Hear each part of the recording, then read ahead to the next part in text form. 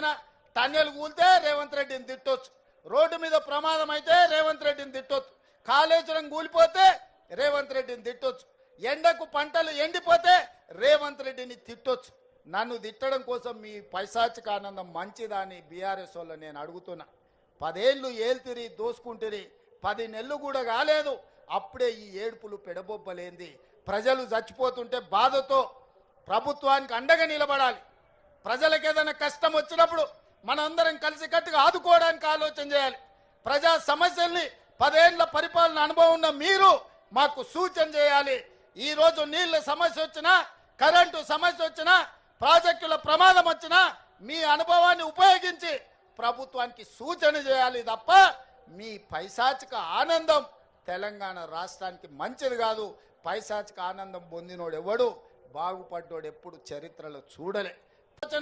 Tunnel కూలితే Revanth రెడ్డిని తిట్టొచ్చు, road మీద ప్రమాదం అయితే రేవంత్ రెడ్డిని తిట్టొచ్చు, కాళేశ్వరం కూలిపోతే రేవంత్ రెడ్డిని తిట్టొచ్చు, ఎండకు పంటలు ఎండిపోతే రేవంత్ రెడ్డిని తిట్టొచ్చు.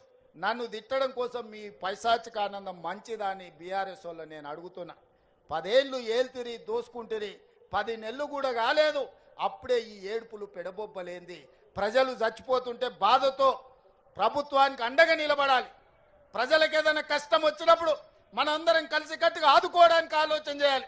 ప్రజా సమస్యల్ని 10 ఏళ్ల పరిపాలన అనుభవం ఉన్న మీరు మాకు సూచన చేయాలి.